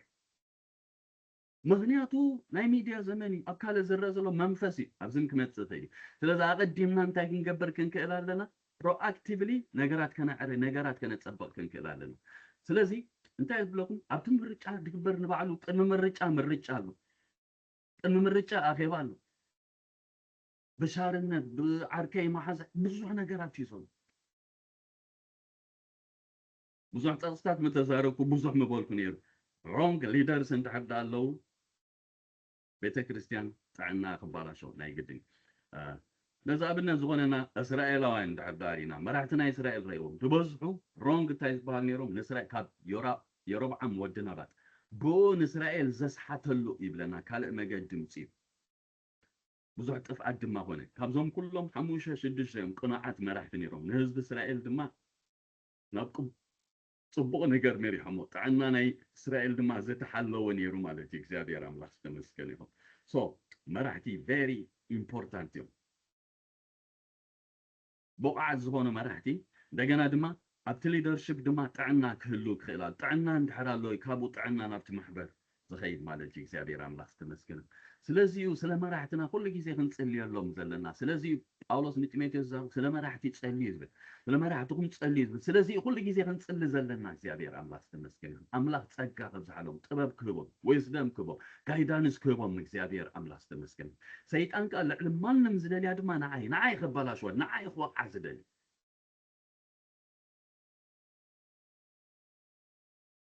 دقيل تذكروهم قدما ساميال معرف كلته كو 10-17 لكم يزي سلا زي اللي زغوي زلو بروحات ቀዳማይ ሳሙኤል ምዕራፍ 2 ካብ 10 9 ረይዎ ደቂኤል እንታይ ነው ደቂ ብልያል ነበሩ ብለና ብዙሕ ማቅ ነገር ገብሩ ነበሩ ነተናም ድንኳን ምርኻብ ዘገልግላ አንስቲ ንዓን ራኸብዎን ምስአን ርክሰት ገብሩ ከም ዝነበሩ ይነግረና እቲ ህዝቢ መስዋዕት ክስቡ ከሎ ሻኳም ጽዮን ካብ ብሩንዶ በልዑ ከይሓረረ ከሎ ይዝበልዕ እንዳበሉ ይበልዑ ከም ዝነበሩ ነግረና ብምክንያት ዝነገር ዝብለና ጥዕና ናይቲ ህዝቢ ተባላሽ ነቲ መሰዊ አምላኽ ይንዕቆ ነበረ ስለዚ ኃጢአት የሩ ክንሳሕ ወይ ድማ መስዋዕት ሒዙ አይመጽን ነበረ ብለና ኃጢአት ገብር ነበረ በኃጢአት ጥዕኖ ባላሾ ምክንያት ዝኾኑ እዚኦም wrong leaders ገዲ ናይ መጓሲኦም ዘይብሎ ሕዝቅኤል ጽቡቕ ገይሩ ተዛሪብሎ ሕዝቅኤል 34 እስኪ ይህንን ብበለይ ካብ 1 ሰዓት 10 እሺ ሕዝቅኤል 34 ካብ 1 ሰዓት 10 እሺ ከምዚ ይብል ከምዚ ዝብል ቃል እግዚአብሔር ካመፀኒ አታወዲ ሰብ ኣብቶም ጓሶት እስራኤል ተነበ ነቶም ጓሶት ተነበየሎም እግዚአብሔር አምላክ ከምዚ ይብል ኣሎ ኢልካውን ንገሮም ነቶም ንርእሶም ጥራይ ዝጓስዩ ጓሶት እስራኤል ወይሎም ቶም ጓሶት ሲ ነቲ ነተናባጊዕ ዶ ኣይኮኑን ዝጓስዩ ነቲ ስቡሕ ትበልዕ ጸምሪ ትኽደኑ ነቲ ስቡሕ ትበልዑ ጸምሪ ትኽደኑ ነቲ ሰብሐ ተሓርዱ ነቲ ሞጋሰ ግና ኣይተኣልዩን ንዝሓመቓ ኣይበርታዕኩምን ንዝሓመመት ኣይፈወስኩምን ንተሰብረት ኣይዘነንኩምን ንተባረረት ኣይመለስኩምን ንዝጠፍአት ኣይደልየኹምን ብሓይልን ብትርን ደኣ ገዛእኩሞን ጓሳ ስለ ዘይነበረን ፋሕ በላ ንኩሎም ኣራዊት መሮር ከዓ ብልዕ ኾና ፋሕ እውን በላ ኣባጊዐይ ኣብ ኩሉ ኣኽራንን ኣብ ኩሉ ነነዋሕቲ ቁርባታትን ተባረራ ኣብ ኩላ ዝባን ምድሪ ፋሕ በላ ግደን ዝገብርን ዝደልየንን ከዓ ይልቦን ስለዚ ኣቱም ጓሶት ቃል እግዚአብሔር ስምዑ ኣነ ህያው ይብል እግዚአብሔር ኣምላኽ ኣባጊዐይ ተዘሪፈን ኣባጊዐይ ከዓ ንኩሎም ኣራዊት መሮር ብልዒ ኮይነን እቶም ጓሶት ኣይነበሩን ጓሶተይ ግዲ ኣባጊዐይ ኣይገበሩን እቶም ጓሶት ንርእሶም ጓሶይ እምበር ነባጊዐይ ሲ ኣይጓሰይዎንን እዮም እሞ ስለዚ ኣቱም ጓሶት ቃል እግዚአብሔር ስምዑ እግዚአብሔር ኣምላኽ ሲ እንሆ ኣብቶም ጓሶት ኣጥልቕ ኣለኹ ኣባጊዐይ ከዓ ካብ ኢዶም ክደልየን እየ እቶም ጓሶት መሊሶም ንርእሶም ከይጓስዩስ ጉስነት ኣባጊዐይ ክሕድጎም እየ ድሕሪዚ ቀለቦም ከይኾና ድማ ካብ ኣፎም ክምንዝዐን እየ ይብል ኣሎ ጎይታ ባርክ ካህን ሓወይ እቲ ጥቕሲ አንብቦ ትሒትኩም ከይድኩም ብዙሕ ነገር ይዛረብ ስለዚ እንታይ ኢሎ ነቲ ስቡሕ ጸምሪ ትበልዑ ትኽደኑ ትሓዱ ነቲ ሞጋሰ ግና ኣይተኣልዩን እዩ ዝሓመቐ ኣየበርታዕኩም ዝሓመመት ኣይፈወስኩም ተሰብረት ኣይዘነንኩም ተባረረት ኣይመለስኩም ንዝጠፍአት ኣይደለኹም ብሓይልን ብትርን ደኣ ገዛእኩሞን ስለዚ ምስ ኣነ ባዕለይ ክጓስየ እየ ክብል ከሎ ስለዚ ሓሚማ ተባላሽያ ከላ ግዲ ይገበርኩምን ይበላ ስለዚ ንዝሓመመ መጀመሪያ ማሕበር ኣምላኽ ሓደ ጊዜ እኮ ማሕበር ሓሚማ መጀመሪያ ሓሚማ ከም ዘላ ምፍላጥ ዋና ፈውሲ بدحريا how to solve كميلكا solve قدبلكم من يلو قدبلكم نزعامة خطعي كيتعامم ناب لمعشاخا خمرة كقواسي نزتزبرة تايزم نتبارة تفئين قد يقبلكم من لذي قال يسم أنا فاردوكم يلو كزارب كله نري مالتي زيادير عمل استمسكنهم sorry فتني جيزي بكا I don't know بزريو زلهم I don't صح جبرايك الناس الذي فتن كبلي أو خلق تايز بحال كوري كزاروي إرمياس 13 كحدث ساعة 4 أنبوبو زعباز نجرزي زارفي زتا 30 كلتن كحدث ساعة 6 أنبوبو مسافنتي حموشة كلتون أنبوبو زيادير أملاح استمسكنهم نابوتك 3 خيري زيادير يفارح ثالثا أدامي يجات مرتيلنا كلاي wrong leaders ويدما تعنا زي بلوم مرح أما كلام تعنا أنت زي أما كلام مرددا مسمع عند حداتي سلازي وسلما راح تنانتصلي مرددا مسمع كخون إكزابير يمسكن أملاك مرحيت كبو تبب كبو صدق خبز حلو العلم ما نمكن تسأل زلنا إكزابير يمسكن تعنا محبر كله عند حدا خوينو تعنا مرحتي أجداسي رأيوه محبر تعنا زبالة شو تكفافل بزح نجار عقر زخون مفزحتو يزبلوكم زلوا بزح percent أي من تايت أجمي يلا نايكون كنت كل الله أمّا زخون أمّا من كنتو تسلوا عينت سين عبيتا كريستيان عبيت سلوا محبر تعنا نربش انتين حتى لنا أبتهم الليدرز تعنا مسألة كما تصدق كله ዓብ ተጽዕኖ ኣለዎ ወይ ድማ ኢምፓክት ኣለዎ ሳልሳይ መፍለላይ ወይ ድማ ሻርነት መፍለላይ ወይ ሻርነት I don't know ግሩፖ ኣብ ቤተ ክርስቲያን ግሩፖ ምዃን ሻራ መፍለላይ እዚ ድማ ማሕበር ጥዕና ካብ ዘባላሹ ቀንድን ነገር ማሕበር ጥዕና ዘርብሽ ጥዕና ዘባላሹ ቋንቋኻ ዝደባለቕ ሰሚርካ ከይትዓይ ዝገብር ዝበፅበፅ ዝርብሽ ግሩፒን ሻርነት መፍለላይ ግብራውራት 6 አንበበለይ ሞ ካብ 1 ክሳብ 4 ካብ 1 ክሳብ 4 ግብራውራት ምዕራፍ 6 ካብ 1 ክሳብ 4 ንበል እሺ ሳልሳይ ነጥብ ንሪኦ ዘለና ድማ ግሩፕ ወይ ድማ ግሩፒን መፍለላይ ሻርነት ኣብ ማሕበር ኣምላኽ ጥዕና ኣምላኽ ይበፅብጥ ጥዕና ኣምላኽ ይርብሽ አንበለይ ሄኒ ከምዚ ይብል በቲ ቅኒት ደቂ መዛሙርቲ ምስ በዝሑ እቶም ኣይሁድ ጽርኢ በቲ ምምቃል መግቢ ዕለት ንመበለታቶም ስለ ዝጎሰይዎን ኣብቶም ዕብራውያን ኣጉረምረሙ ሽዑቶም 12 ንኩሎም ደቂ መዛሙርቲ ኣኪቦም ንሕና ቃል ኣምላኽ ሓዲግናስ ኣብ ማኣዲ ከነገልግል ዝግባእ ኣይኮነን ስለዚ ኣቱም ኣሕዋት ካባኻትኩም ብጽቡቕ እተመስከረሎም መንፈስን ጥበብን ዝመልኦም 7 ሰብኣይ ሕረዩ ነዚ ጉዳይ እዚ ከዓ ነመዘዞም ንሕና ግና ጸሎትን ኣገልግሎትን ዝቃል እዝን ኬብ ኮርና ንሓዝ በልዎም ኦኬ እንታይ በትቅነት ደቂ መዛሙርቲ ምስ በዝሑ እብለና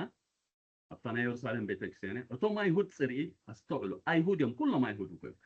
ኣይሁድ ኣብ ግሪክ ልክዕ ከምዚ ሕጂ ኤርትራውያን ኣብ ኤርትራ ዘለውን ኤርትራውያን ኣብ ኣሜሪካ ዘለና ሕጂ ክስገዱ ናብ ኢየሩሳሌም ይኸዱ ነይሩ ናብታ ናይ ኢየሩሳሌም ቤተክርስቲያን ንዓድና እንድሕርዳህና ዞም ናይ ኣሜሪካ ተባሂሉ ዞም ናይ ኤርትራ ሓደ ኮይኑ ሓደ ኢና ደቅና ዋላ ኣይኮንኩን ብሎ ንሕና ኣብ ኤርትራ ኢና ተወሊድና ልክዕ ከምዚኦም ከዓ ኣይሁድ እዮም ቶም ኣይሁድ ጽርኢ ግሪካውያን ማለት እዩ the only thing ግሪክ ቋንቋ ፈልጥዮም ምናልባት ናይ ግሪክ ካልቸር ጥበብ ፍልጠት ገለ ነይሩ ብኡ ተጸልዉ ክኾኑ ይኽእሉ እዮም መፅኦም ሓደዮም ኣይሁድ እዮም ኩሎም ስለዚ ኣብቲ ምምቃል ምግቢ ነይሩ ምምቃል ምግቢ መበለት ኣለዎም ተን መበለት ረድኤት ወይ ድማ ሓገዝ ዝግበረለን ምግቢ ይወሃበን ነይሩ መስለኒ ስለዚ እንታይ ገይሮም እንድሕርዳ ኢልና ቶም ዝህቡ ዝነበሩ ነተን ዕርኣውያን ዝኾነ ኣይሁድሲ እንታይ ገይሮምን ጎስዮምን ብለን ግሩፕ ፈትዩ ግሩፕ ኣብ ቤት ኣምላኽ ግሩፕ ተፈትዩ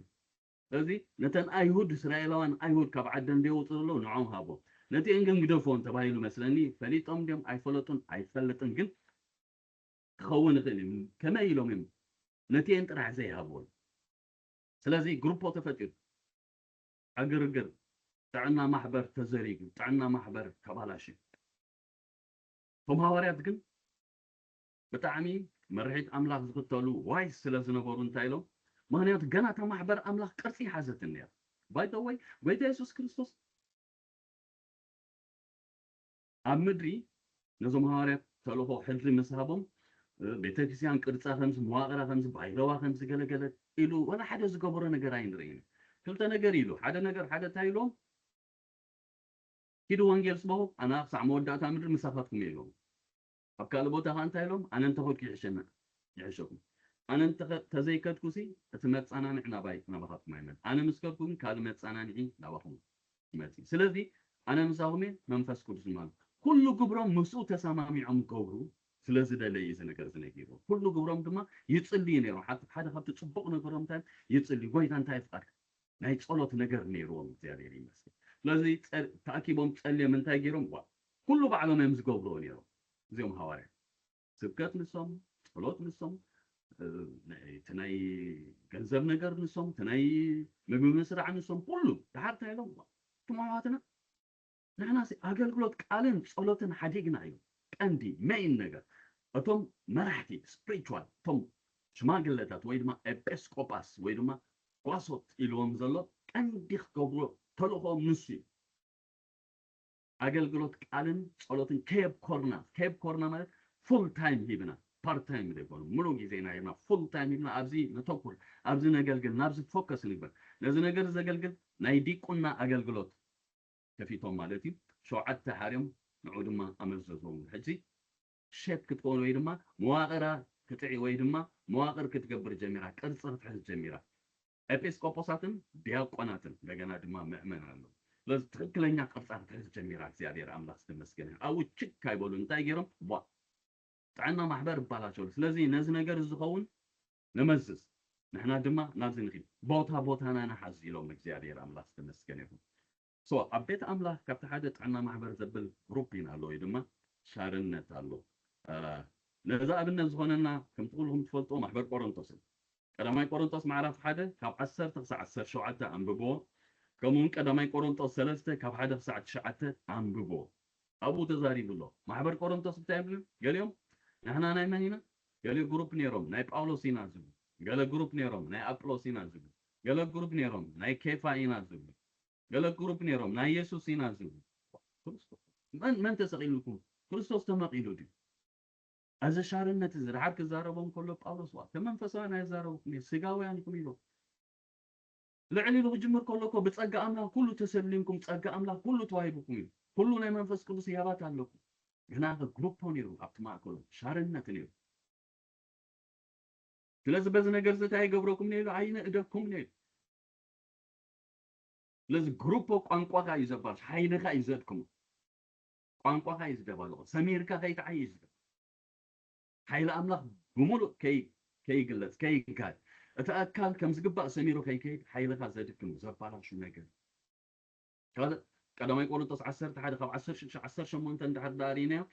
أبتم مقال كنزلوا معن تزقبرنا وقدس قربان سجان دم وسد كله تناي قدم من بيت الكريستيان شعوب وسد كله قدميو ويدهريو انتي يقولون يرون كمزي نايتيست ويد ما خمس باتلاك نقولوا قوموا مما قبوا ما نطيهم بحبرته أول عليهم سلازة دا يقولون يوم تنزلهم نتوم زي يقولون منعكم جروب بينهم تنزلهم ترع بينهم كوينهم بالعس سلاز نكابكم سنزقد داي نتصبغنا قال يكون نمفل لاي أين إدوكم نيل بزح نقركم عدهم كلهم جروب سو أنت يا قبل دنيا كابست فلالي باك جراوند النت إذا أنا دياسبورا بيتكسيان كابت حدا شجر انتهي انت حتى لنا كله أبزد هنا يكون ببزح بكونفرشن دمت عليه يكون سنتاي دا بموف جيرو يدما كالج حينو زمت مرعزي قويتا تقبلو زلوت زعبي حيدتي كله محبر مال لازم بزح نجار الله جروبو نجار الله ناي كمز نبره ناي كمز بيتكسيان انا كمز بيتكسيان نبر كم ምንም ጸገም የለን ምዝቀርበካ ምዘብለካን ፌሎውሺፕን ሕብረትን ክትገብር ግን መንፈሳዊ ነገር ብኾም ዓይነት ግሩፕ ዝመስል ነገር ክትገብር ግን ኃይልና ተማሕበር እንታይ ይገብር የባላሽ ስለዚህ መንፈሳዊ ነገር እቲ ረዲኤትን ገለንገለን ዝግበር ነገር ብግሩፕ ስለተገብረይ ማሕበር አምላኽ ኣብዚ ክብፅበት ክርበሽ ከሎ ነው ኢየሱስ ክርስቶስ ቆይታ ካለም እዚ ግሩፕን ፐርሰናል ኢሹ خونو نخل مسو تحيزون تحداري نو أبدك إنستيون الله sorry لك إنستيو حاتي أملاك بارك بتعم فتوى كني I always encouraging but at the same time دما أبيت أملاك أنت حدا خمس جبا حبير كن سنيخن لبيت أملاك بزح بركة تخونا أخن أنت حدا جروبون شارنتنا الله بزح نديستراكشن نمبلشاو دما عندك بزح نجاريز باش بزح تصلوا زمت ነገር አሉ እስኪ ፊልጵ ማዕራፍ 4 በበለይ ሄኒ ፊልጵ 4:9 እዚያ ተዛለ እግዚአብሔር አምላክ ፊልጵ ማዕራፍ 4 ቁጥር 2 ተጽሐፈ እሺ ከምዚ ይብል ሓሳብን ብጎይታ ሓንቲ ክትከውን ኒኦድያ እምዕድ ንስጢቄዎን እምዕድ ኣለኹ ወአታእሙን ሲሲጎስ نأخاون كدقفن المنكال له نساتن مس كليمنتوسن نستوم سمو مع مصحفي وت تتصحف خالوت معايتين مساي بونجيل زعرا ايه بيتبارك انت يسبلت له حسبا بقويتا حنت تكون ني ودي انا عندي سنتكيون معدالو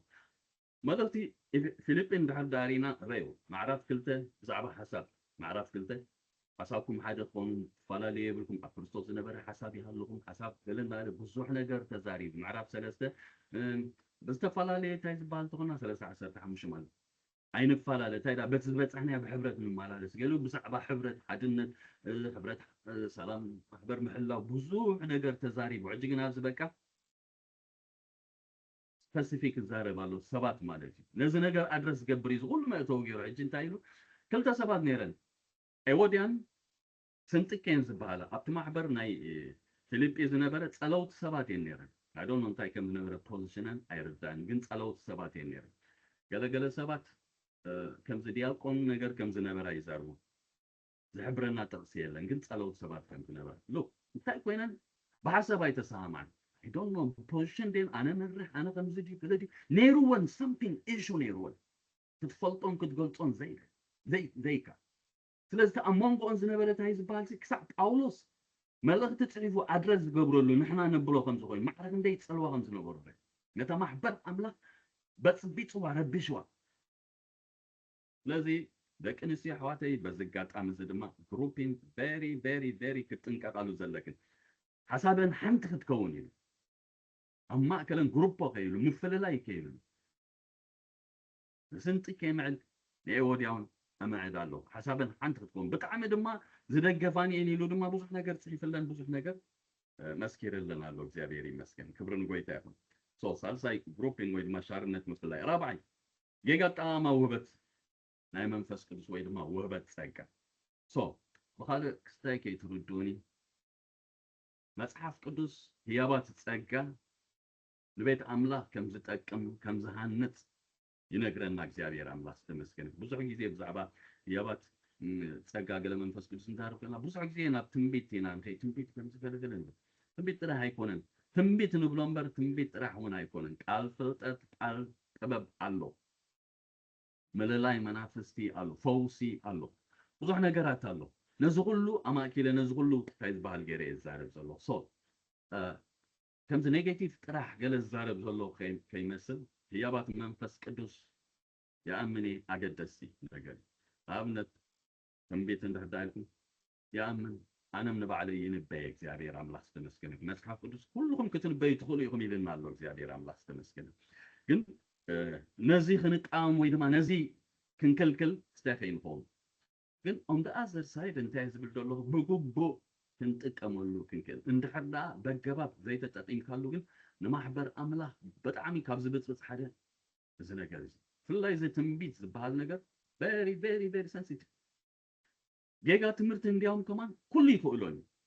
يقولوني جيجا تمرت نقرأ جيجا تمرت مهرن حتى هونك لما مهرنا تأجاه اللو كخلال بزح كيزي جيجا تمرت نور تأجاز نقرأم جلا سيتام بجلا أتاك يرومي على أملاك تفلت علىك كتتصنع بصح نجار تجبر نجار علىك نتسد حتى كان نعكم فينس تجبر نعوزر تعقل كتب علىك فلتت قال يدلي إذا جيجات بيت سقيلو بجيجات ما قال لكن متسيلو تمالو قوي تقبل له جبروقي ذا أبي ربنا له خمسة كبا يكال أنت أقبل دليل زلوا بس حف قدوس سب قرنطس فلهم كلهم تايلو أجباب نجيرو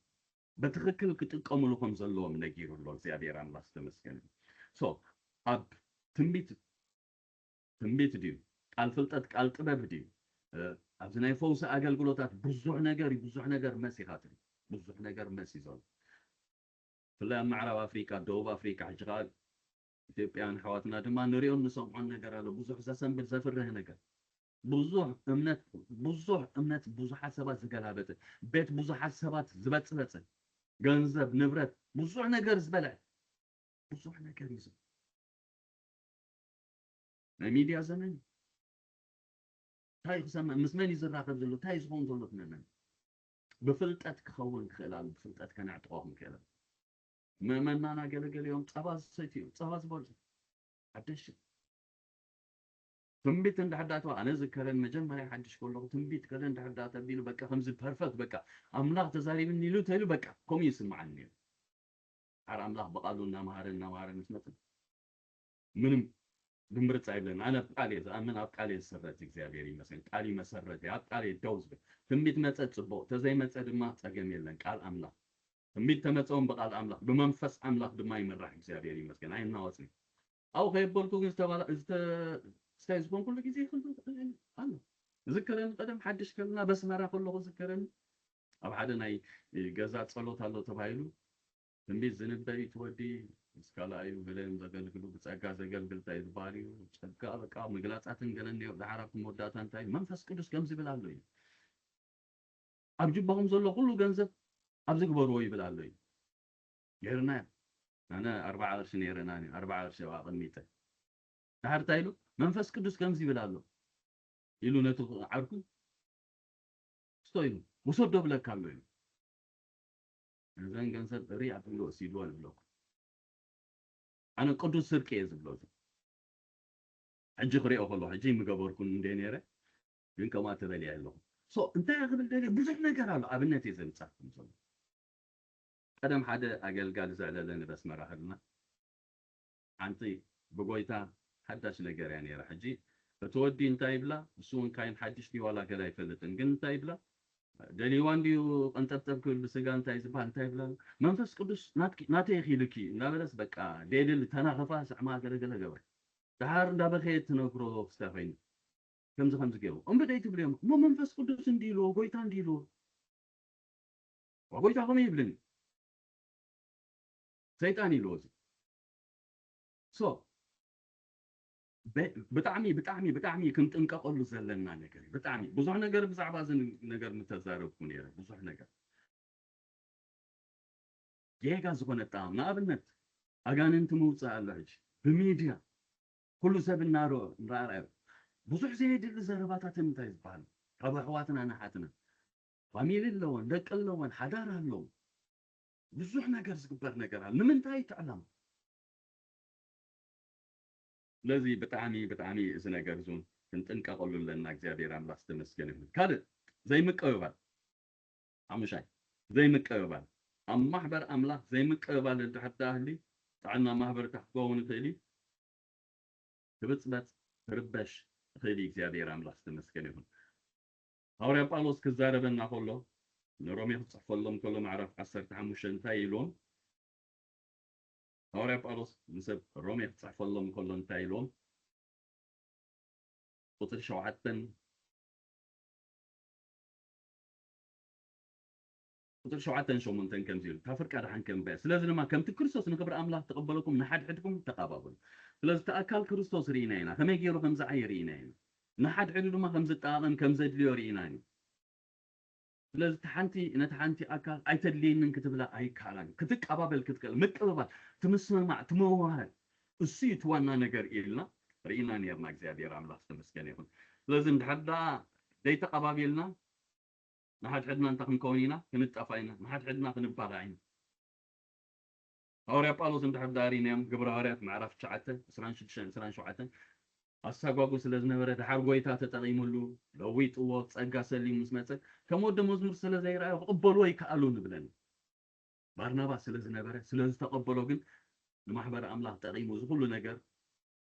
ፍርቂ ዝኸውን ናይ ሓድሽ ኪዳን መልእኽቲ ክፅሕፍ ክኢሉ ማለት እዩ እግዚአብሔር ይባረክ ቶም ኣይሁድ ኢየሱስ ክርስቶስ ምስ መፀ ናብቶም ናቱ መፀ ቶም ናቱ ከማን ኣይተቀበልዎን እዩ ዝብል ዘይምቅባል ቬሪ ጥዕና ማሕበር ዝርብሽ ዝብፅብፅ ነገር እግዚአብሔር ኣምላክ ተመስገን ይሁን ስለዚ ንሓድሕድና ክንቀባበል ከም ዘለና መጽሓፍ ቅዱስ ይነግረና ማለት እግዚአብሔር ኣምላክ ተመስገን ይሁን ጳውሎስ ንሰብ ገላትያ ክጽሕፈሎም ከሎ ምዕራፍ 5:15 እንታይ ኢሉ ንሓድሕድኩም እንተተናፈስኩም እንተባላዕኩም ግና ንሓድሕድኩም ከይትጣፉ ተጠንቀቁ ይለና ስለዚ ንሓድሕድና ከም ንዳላለ ንሓድሕድና ከም ኣድለይቲ ምዃንና ተቢልና ንሓድሕድና ምቅባል የድልየና እግዚአብሔር ኣምላክ ተመስገን ይሁን የቕልጥፍ እየ ዘለኹ ሶሪ ኣሕዋተይ ሻድሻይ ኣብ ሓደ ዕላማ ዘይምቑራን ወይ ድማ ኣብ ሓደ ራእይ ዕላማን ራእይን ዘይምቑራን ራእይ ክንብል ከለና መቸ ነቲ ራእይ ክንብል ከለና ነቲ ዓላማ ኣምላክ እንታይ ምግባር ማለት እዩ ምርኣይ ማለት እዩ ራእይ ማለት ነቲ ዓላማ ኣምላክ ምርኣይ ማለት እዩ እቲ ዓላማ ኣምላክ ሓደ እዩ ራእይ ግን ክፈላለ ይኽእል ምክንያቱ ነቲ ሓደ ዓላማ ኣምላክ ከከም ዝበፅሓናዮ ብፅሕና በበት ዘለናዮ ኮይንና ስለንሪኦ ገሌና በረብቲ ኮይንና ንሪኦ ገሌና ብታሕቲ ኮይንና ንሪኦ ገሌና ብንፁር ንሪኦ ገሌና ድማ ብዋጓጎ ንሪኦ ስለዚ ራእይ ክትፈላለ ይኽእል እቲ ዕላማ ግን ሓደ እዩ ስለዚ ብዘይ ናይ ዓላማ ሓድነት ሕብረት የለን ሕብረት ክህሉ እንድሕዳ ኮይኑ ናይ ዓላማ ሓድነት ክህሉ ክኽእል ኣለዎ ስለዚ ብሓደ ስለ ዘለናን ኣብ ሓደ ቤተክርስትያን ስለ ዘለናን ጥራሕ ኣብ ሓደ ዓላማ ዘለና ከይመስለና ስለዚ ቤተክርስትያን ሓደ ካብቲ ዓበየ ነገር ክሰርሓሉ ዘለዋ ነገር እንታይ ኣብ ሓደ ዓላማ እንታይ ምግባር ምቑራን ኣብ ሓደ ቤተክርስትያን ስለ ዘለኻ ኣብ ሓደ ዓላማ ኣለኻ ማለት እዩ so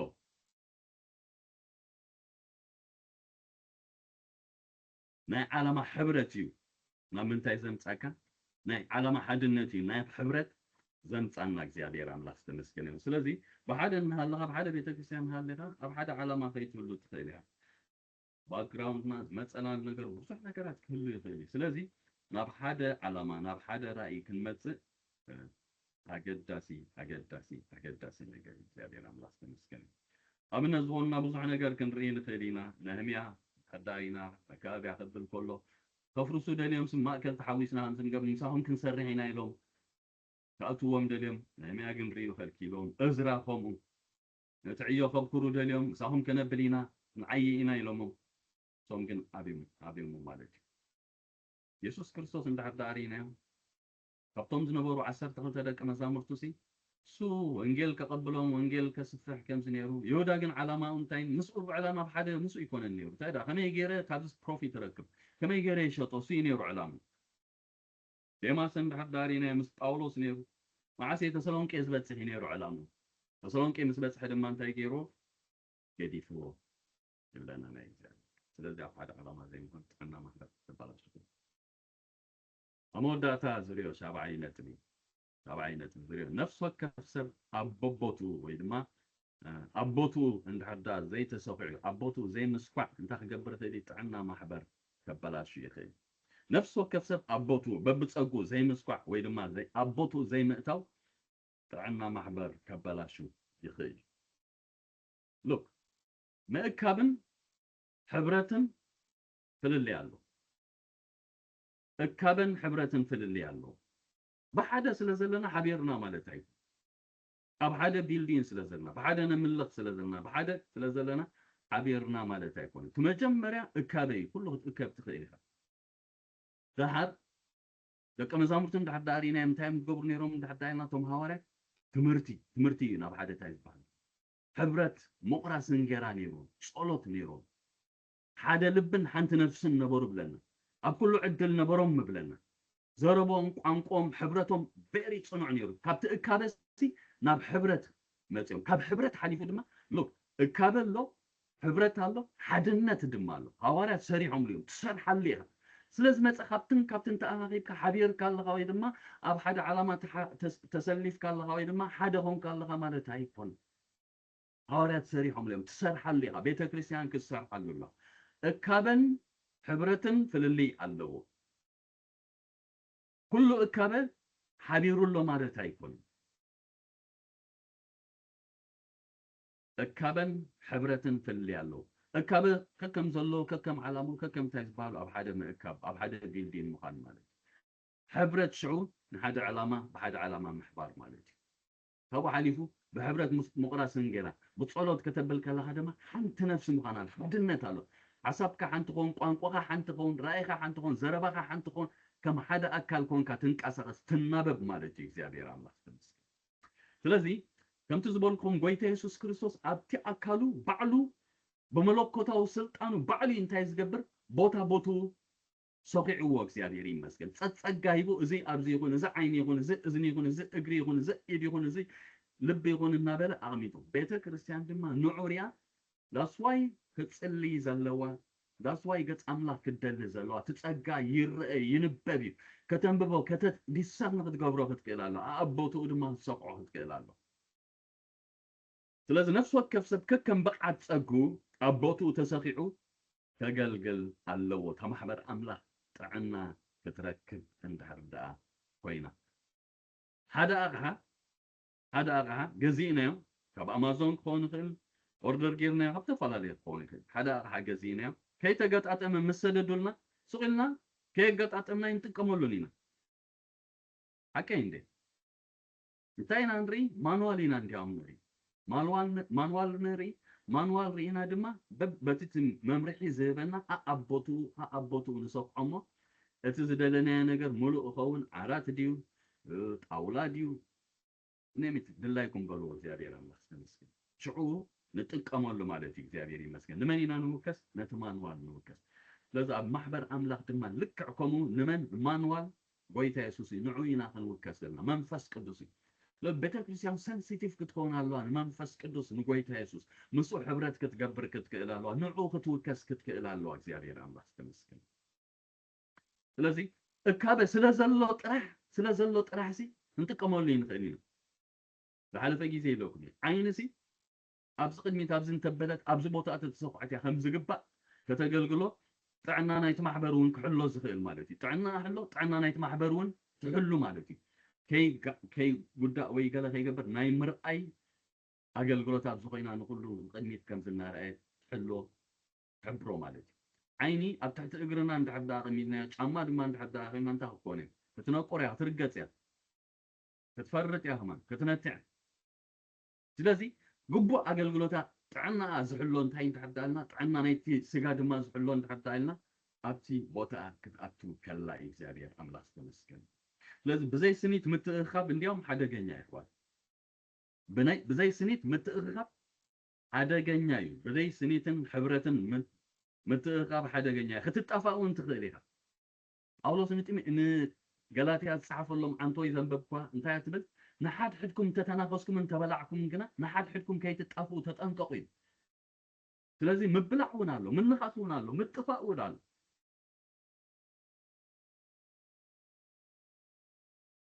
لازم بزي سنيت متأخب بتعمي حدا جنيا حدا عجزينا كي تجتأتم منهم نجر كنت قملو عين خلينا እግዚአብሔር አምላክ ተመስገን ነው ስለዚህ ልክ ዕቆሙ ናብነት አጥዋሩ ናብነት ካላሽን ሓደ ካላሽን ክግዛእ ከሎ መቸም አባኮታት ይዝመጽእ ስለዚህ ኣብ ዓውደ ውግእ ነዚ ካላሽን ከየጋጣጠምካ ብባኮ ሒዝካ እንድሕዳ ኸድካ ንውግእ እንድሕዳ ኸድካ ጸላሪ ከፈርሕዶ ይስምብዶ እንድሕሪ ይመለስ ቶኪስካ ተድማዓሉ ትኽእል ሃይትኽእልን ኢኻ ምክንያቱ ኣብ ቦታ ኣይተጋጣጠመ ምንም ክትገብር ኣይትኽእልን ውፅኢት ዝህልዎ ጸላኢ ዝፈርዎ እንታይ እንድሕር ዳኢልና ቦቱ እንድሕር ዳ ሒዙ ኣብ ቦቱ እንድሕር ዳ ተሰኺዑ ሽዑ ዘድምዕ ሽዑ ክትኩስ ዝኽእል ሽዑ ክሰርሕ ዝኽእል ኣብዘይ ቦታኻ እንድሕር ዳ ተቐሚጥካ ካብ ተገልግሎ ተባላሽዎ እዩ ዝበዝሕ ምብልሻው እውን ኣሎ ኩሉ ንገብር ኢና ዝሓለፈ ግዜ ነግር እቲ ህይወት ብግሊ ዝንበር ተኣገልግሎት ግን ኣዘቲም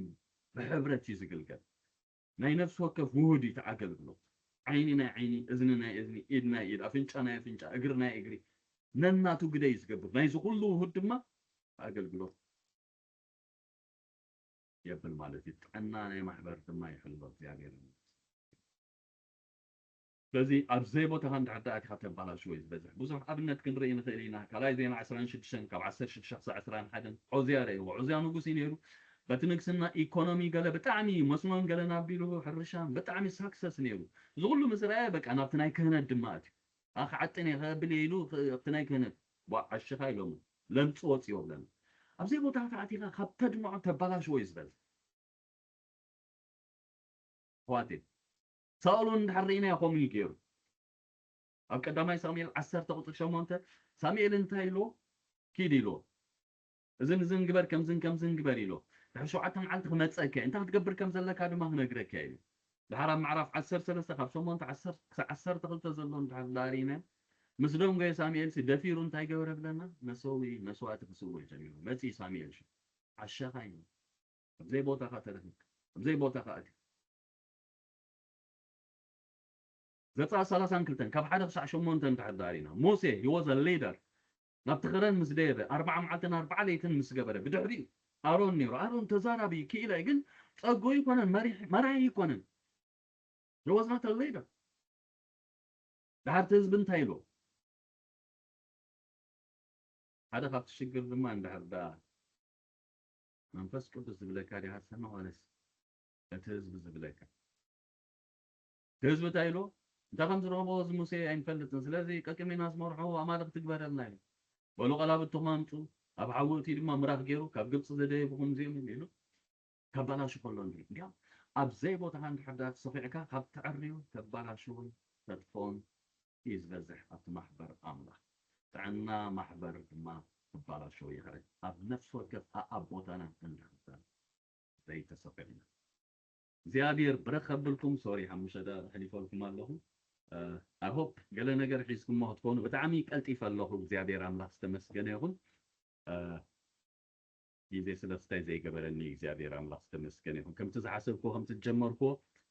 ክስታፍ ክገብር ኣይከኣልኩም ግን እቲ መሴጅ ሒዝኩም ትኮኑ ትኽእሉ ኢኹም እግዚአብሔር ይመስገን ሎሚ ኣብዚ ክንወዲ ኢና ኣሎኖ ፓስተር ጆስ ተኻኢሉ መስእ ሰሞን ናይ መወዳእታ ምክንያቱ ከተቃልሎ ክፍትኒ እግዚአብሔር ኣምላኽ ዝተመስገነ ይኹን ሎሚ ዓንቲ እዚ ክንወዲ ኢና ኣምላኽ ብርክ ከብልኩም ተባረኹ God bless you አሜን አሜን አሜን